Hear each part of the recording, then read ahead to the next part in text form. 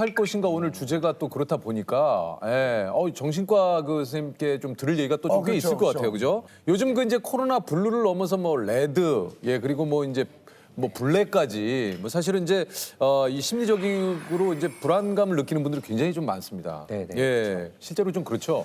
2019년 상반기에 비해서 2020년 상반기에는 대부분의 진료과들이 환자 수가 확 줄었어요. 아무래도 집 밖에 못 나오시고 힘드시니까. 근데 유일하게 정신과만 많이 늘었습니다. 정신과만 늘었어요. 네네. 그러니까 힘드신 와중에도 어쩔 수 없이 병원을 찾아가야 되는 상황이 이제 생긴 거죠. 코로나 블루라고 조금 뭐 매스컴에서도 많이 얘기를 하는데 이게 도대체 그 증상이 어떤 겁니까? 그러니까 코로나 블루는 이제 누구나 겪을 수 있는 거예요. 누구나 겪을 수 있는 거고 어느 정도의 우울감과 불안을 이제 평소에 느끼지 못한 것도 이제 평소에 건강하시던 분도 이제 느낄 수 있게 되는데요.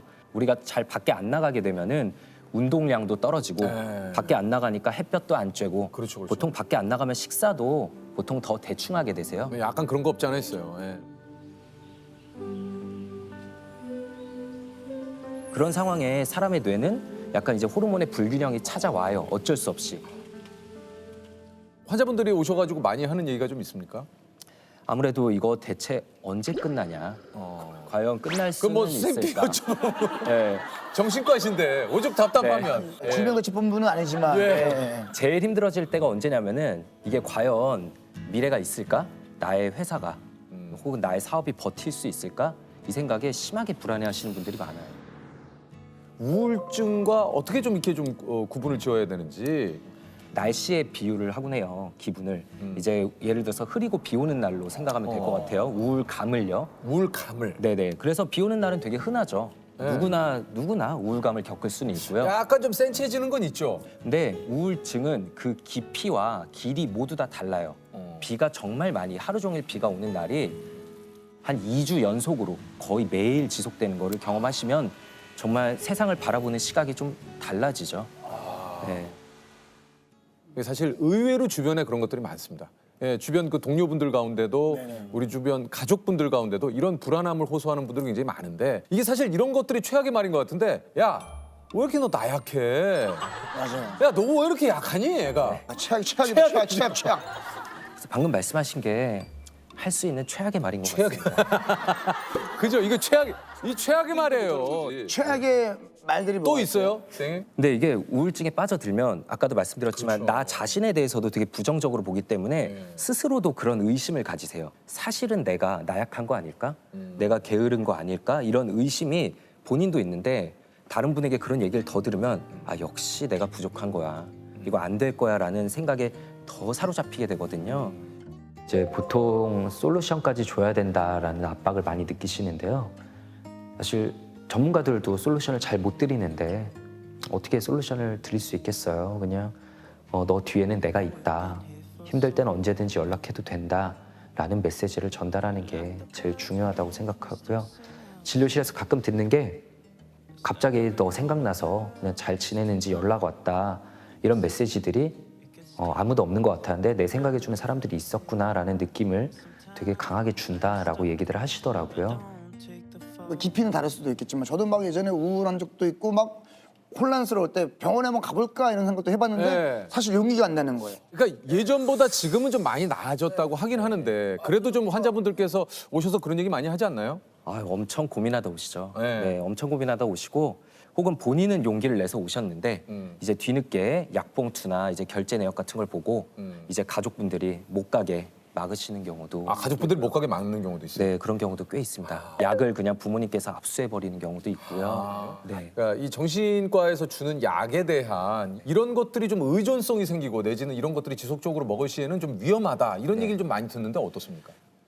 정말 너무 많이 듣는데 네. 좀 억울하기도 해요. 사실 네. 우리가 뭐 너 내과 약 먹니? 너 정형외과 약 먹니? 이렇게 말하진 않거든요. 근데 정신과는 정신과 약 아 맞아요. 그리고 그러네. 신기하네. 정신과 환자 이러면서 네. 다 묶어버리는 거죠. 저희가 또 많이 듣는 게 그러면 너네도 먹냐? 너네 가족한테 처방할 거냐? 이런 말 되게 많이 하세요. 뭐 네. 직접적으로 네, 그래서 우리도 먹는다. 우리도 필요할 때는 먹고 필요하면은 가족한테 줬을 때도 있다. 얘기를 하고요. 사실 지금도 되게 유재석 님이 옆에 계시니까 너무 떨리고 아, 그래요? 긴장이 되는데 네. 제가 어제 진료 보면서 내일은 꼭 약을 챙겨 가야겠다. 뭔 약을 챙겨와요? 좀 긴장을 줄여주는 약이 있는데 청심환 같은 거요? 네, 비슷한 약이 있죠. 어. 이 뒤에서 이제 마치 알사탕 나눠 먹듯이 아, 또 이렇게 약간 좀 들어가고 긴장을 그러는데 줄일 수 있는. 네. 정신과 선생님이신데 어떤 게 가장 떨리시는 거예요 지금? 사실 그 비현실감이란 얘기를 정신과 용어로만 쓰지 제가 겪어보게 될 줄은 몰랐는데 이게 지금 진짜 현실인지 약간 좀 헷갈리네요. 그런 그럼 거 저는 어떻습니까? 덜 떨리는 것 같아요. 확실히. 현실감. 현실. 네. 그 좀 처음 진료한 환자분이 좀 기억이 나십니까? 딱 정신과 전공의가 돼서 병동에 들어가면 제 환자분이 순식간에 갑자기 여러 명이 생겨요. 되게 경험 많은 척 인사를 드리는데 사실 처음인데. 사실 이제 처음이잖아요. 그렇죠. 이제 그분들이 저보다 정신과에 대한 경험이 훨씬 더 많아요. 그러니까 그렇죠. 더 선배님. 네. 이게 선배죠. 자칫 잘못하면 그분들한테 수가 읽히거든요. 네, 그렇죠, 네. 그렇죠, 맞아요. 네, 이분 초짜인데. 네. 예. 잘 모르니까 두리번거리면서 다니고 뭐 이제 물어보고 막 이러잖아요. 그래서 저는 굉장히 초짜인데 어쨌든 그분들이 또 의지할 사람은 저밖에 없어요, 사실. 1년차 전공의는 주로 조현병과 조울증 같은 좀 중증 정신질환을 가진 분들을 담당하게 되는데요. 이게 좀 그 조현병이라는 게 구체적으로 좀 뭡니까? 이제 환청과 망상 같은 것에 주로 힘들어하시는 분들이죠. 그게 조현병이구나. 네. 처음 만났을 때 이제 본 분 중에 기억나는 분이 이제 하루 종일 이제 머릿속에 본인을 욕하는 소리가 들리는 거예요. 진짜. 그냥 환청인 줄 알면 흘려들으면 되는 거 아니라는데 그 소리를 직접 겪게 되면 이게 환청이라고는 생각을 못 해요. 그럴 때 이제 사실 도움을 청할 거는 저밖에 없죠. 그렇죠. 그래서 하루에 정말 100번씩 저를 이제 막 부르세요. 100번이요. 네, 막 병동에 이제 간호사님들 계신 스테이션에 가서 이제 제 담당 전공이 불러달라. 그러면은 저는 다른 분하고도 상담하다가도 또 전화가 오고 이러면은 이제 그분의 마음을 알긴 아는데 그래도 저도 사람인데 그럼요. 이제 약간 지치기도 하고 그래서 제가 빨리 약을 잘 쓰고 좀 증상을 조절해 드려야 되는데 그게 사람 마음처럼 잘 되지도 않고 되게 답답하고 무력감을 느낄 때가 많았던 것 같아요. 그 조울은 뭐예요? 이제 흔히들 기분 변화가 좀 심한 사람을 너 조울증 있는 거 아니냐 이렇게 그렇게 얘기하는데 얘기를 좀 많이 하죠. 그게 또 대표적인 이제 오해죠. 그냥 기분 변동이 심한 정도가 아니라요. 이제 조증 상태일 때는 완전히 다른 사람이 됩니다. 잠이 줄어들어도 하루에 뭐 한두 시간만 자도 멀쩡하고 에너지가 넘치고 진짜요? 네, 그러니까 사업을 벌이고 돈도 펑펑 쓰고 그런데 나중에 후회할 때가 이제 많죠. 거기서 멈추는 게 아니라 내 스스로를 내가 아주 엄청난 사람이구나, 내가 능력을 가진. 더 나가면 이제 사람이 아니라 내가 신이구나, 대단한 존재였구나라고 이제 느끼게 되는 경우들이 있고요. 야, 이 조울증도 진짜 얘기 들어보니까 참 이게 무서운 병이네요.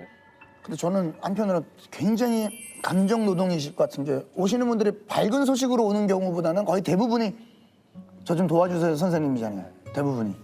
감정에는 이제 전염성이 있다고 해요. 맞아. 그래서 이제 저희 교과서에도 나와 있는 내용인데 뭐예요? 자살률 1위인 직업이 이제 정신과 의사라고 하거든요. 오우. 진짜예요? 네. 그리고 저도 특히나 힘든 얘기들 많이 들었다 싶은 날은 나올 때 진짜 좀 뭔가 에너지를 다 쓴 느낌이고 세상이 좀 어두워 보이기도 하고 진짜 힘든 일이 많고 안 좋은 사건들이 이렇게 많구나라는 생각도 좀 많이 들고요. 가장 힘들 때는 좀 언제입니까? 아무래도 이제 저희는 환자분을 잃었다고 표현을 하는데요. 좀 먼저 스스로 선택으로 떠나실 때가 이제 제일 힘들 때죠. 되게 정적인 진료실이지만 응급실하고 비슷하다고 생각을 해요. 정말 죽음의 경계선에 있는 분들을 자주 뵙게 되거든요. 가끔은 다른 과가 부럽다 느낄 때가 있는 게 그런 때는 언제입니까? 뭐 피검사나 뭐 영상 검사를 하면은 그분의 정확한 그 진단이나 그분의 이제 중증도 같은 게 수치로 나오잖아요. 근데 저희는 그런 게 없어요. 이제 제가 진단 도구가 되어야 되는 거죠. 정신과 진료실은 굉장히 비밀스러운 곳이잖아요. 내가 제대로 진료를 하고 있는 건지 다른 분에게 검증받을 수도 없고 다른 분들의 진료를 제가 볼 수도 없어요. 그러니까 더더욱 무섭기도 하죠. 과연 이걸 그냥 돌려보내도 되는지 다음 주에 저분이 과연 예약돼 오실지 환자분을 잃게 되면 이런 생각이 필연적으로 따라와요. 내가 아니라 다른 분에게 갔다면은 금방 나을 수도 있지 않았을까? 어떻게 의사를 시작하신 겁니까? 그 원래 의사를 시작한 것도 좀 애매하게 시작이긴 했는데 공부를 하다 보니까 갑자기 의대에 왔더라고요. 그러니까 공부 잘했으니까 오신 거잖아요. 공부를 얼마나 해야 갑니까 여기 의대를. 지금까지 되게 예. 이미지 좋았거든요. 네. 갑자기 마지막에 약간 교수님 약간 흥얼어지네. 좀 흥얼어졌어요. 교수님 손으로 오늘 확 밀었죠 지금. 저 정말 뭐 사실은 공부 잘하셨고. 의대를 가겠다는 결심으로 오게 된 건 아니었고 그냥 집안의 기대 때문에 나도 모르게 이제 그렇게 그러셨구나. 들어온 다음에 환자를 보는데 힘들어요, 굉장히. 한 3시간 정도 외래를 보는 동안 환자를 한 60명에서 한 70명 정도 봐야 됩니다. 3분을 채 못 써요. 그러니까 이제 굉장히 높은 수준의 지식을 전달하고 환자들한테 앞으로 삶에 대해서 얘기하고 싶은데 그러기 힘드니까 알게 된 지식이나 아니면 알게 된 물질이나 이런 것들을 좀 소개하고 싶습니다. 그래서 사실은 알게 된 지식에 대해서 논문을 많이 쓰고 최근에 좀 교과서도 쓰고 특히 뇌출혈, 지주막하 출혈 환자들 이제 사망하지 않게 만드는 그런 신약을 이제 2012년부터 연구한 게 있어서 그거를 지금 신약으로 꺼내기 위해서 굉장히 노력 중입니다. 그래서 사실은 개인적으로 생각하는 좌우명이 있는데 스티브 잡스가 돌아가시기 전에 이제 항상 했던 얘기 중에 굉장히 유명한 말이 이 대우주에 네가 흔적이라도 남기지 않으려면 여기 뭐하러 태어났냐라는 말이 있고 그리고 무하마드 알리 같은 경우는 수많은 명언을 남겼지만 네 꿈이 만약에 너를 두렵게 하지 않는다면 그 꿈은 충분히 크지 않은 것이다 라는 말이 있습니다. 그래서 저희가 그 무하마드 알리의 명언은 나비처럼 날아서 벌처럼 살아. 나비처럼 날아서 벌처럼 살아. 근데 무하마드 알리가 그런 얘기도 했습니까? 뭐라고 그랬다고요? 무하마드 이 알리가? 꿈이 크다. 네 꿈이 널 두렵게 하지 않는다면 그 꿈은 충분히 크지 않은 것이다. 크지 않은 것이다. 그러니까 제가 가진 꿈은 지식을 알려주고 약을 소개하고 싶은데 그 사이에 굉장히 많은 허들이 있고 직원들도 점점 많아지고 이런 상황에서 두려운 게 굉장히 많아집니다. 근데 이제 무하마드 알리가 했던 그런 말 그리고 그 스티브 잡스가 했던 말 네가 여기서 그냥 이대로 똑같이 다른 의사들과 같은 일을 할 거라면 뭐하러 태어났냐라고 저한테 채찍질하는 것 같아서 그래서 지금 남은 인생 동안에 새로운 신약을 가지고 새로운 치료의 기회를 주고 싶은 게 제 꿈입니다. 근데 이제 좀 이런 그 선생님의 나름의 그 사명감을 가지고 이렇게 신약을 개발하는데 저는 역시 속물인가 봐요. 신약 바이오주구나. 신약. 이건 어떤 또 바이오주지. 저는 또 다른 것보다 빨리 선생님 번호를 알고 싶다는 생각으로 전화해서 밤에 선생님 나 어지러운데 괜찮아요? 이런 걸 물어봐도 괜찮을까? 근데 정말로 좀 얘기하셨듯이 이게 좀 신약이라는 게 빨리 좀 개발이 돼가지고 이게 좀 많은 환자분들께 근데 진짜 저는 이제 많은 궁금한 도움이 게 신약이 막 이게 나오기까지 선생님 뭐 무식한 질문일 수도 있지만 왜 이렇게 오래 걸리는 건가요? 이게 여러 가지 뭐 1상, 2상이 있고 네. 3상이 있고 그러니까 뭐 그러니까 약을 처음에 만들면 동물에서 효과가 있다는 걸 이제 효능 시험을 보고요. 그렇죠. 그 다음에 독성과 이 양리학 상태를 보는 걸 반드시 통과를 해야 돼요. 그래야만 규제기관한테 그 서류를 낼 수가 있거든요. 그 과정에 들어가는 돈이 10억에서 한 20억 원 정도가 필요합니다. 그러니까 약을 개발했어도 투자를 받지 못하면은 서류를 낼 수가 없어요. 그래서 이제 FDA나 우리나라 식약처나 그 서류를 내면 그 다음부터 일상을 시작을 합니다. 이제 일상이에요? 그 다음 일상. 여태까지 계속 동물만 했습니다. 아니 그 동물이 아니고 그렇게 하는데 한 몇십억이 드는 거예요? 20억이 기본 20억은 들죠. 그래서 일상을 할 때 또 한 20억, 30억 들고 그다음에 2상을 하고 3상이 이제 마지막으로 환자한테 효과를 보는 거거든요. 그때 할 때 이제 약에 따라서 다르지만 한 1,000억 정도 들고. 이러니까 이 신약 개발이라는 게 어마어마한 게 네. 너무나 많은 돈이 들어가기 때문에 이래서 신약 개발이 그렇게 힘들고. 굉장히 어렵죠. 아직 토양이 그 정도로 성숙해 있질 않죠. 그러니까 지금 네. 이제 코로나도 이제 전 세계에서 지금 우리나라를 비롯해서 그렇죠, 신약 이렇게 개발을- 신약 개발과 이 백신을 만들기 위해서 노력을 하고 있는데 사실 코로나는 굉장히 비상사태라서 그걸 지금 굉장히 많은 회사들이 많은 돈을 가지고 압축적으로 하고 있어요. 그러니까 1년 안에 개발하던 과정과 약까지 나오는 게 가능할지도 모르겠다 이게 뉴스 나오지만 그러니까요. 저희들 입장에서 판타지입니다. 이건 사실은. 이거는 사실 판타지. 대부분 빨라야 한 3년 정도 걸리고요. 오래 걸리면 10년 정도 걸리거든요. 개인적으로는 저는 얼마 전까지만 해도 내년까지도 힘들 거다라고 생각을 하고 있었는데 지금 굉장히 많은 회사들의 진도가 꽤 나간 걸로 봐서 내년엔 풀리지 않을까 기대하고 있습니다. 참 진짜 이거 이게 얘기를 듣다 보니까 이게 약 하나 개발되는 게 그 엄청난 시간과 노력을 기울인 그 결과물이군요. 네. 취미는 뭐가 있으세요? 그 약간 얘기하기가 좀 왜요? 오글거리지만 그래서 사실은 저는 이게 평상시에 이제 시간이 있을 때는 다양한 자세로 생각하는 걸 되게 좋아합니다. 야 정말 역대 수없이 많은 저희가 또 수제분들도 만나고 네. 수많은 의사 선생님을 만났지만 상상도 못 해본 취미야. 다양한 자세 잠을 자는 것도 아니고. 계속 걸어다니면서 생각한다든지 갑자기 지하철 안에서 생각한다든지 아니면 앉은 자세로 생각한다든지 그냥 음악을 틀어놓고 생각한다든지 그러니까 오로지 선생님의 그 하나 생각은 지금 이 신약을 어떻게 만들어낼 것인가 여기에 조금 그런 것과 지금 쓰고 있는 논문의 가치와 그걸 논문을 어떻게 하면 잘 쓰고 어떻게 인정받을 것인가 뭐 그런 쪽으로 많이 제 생각이 됐어요.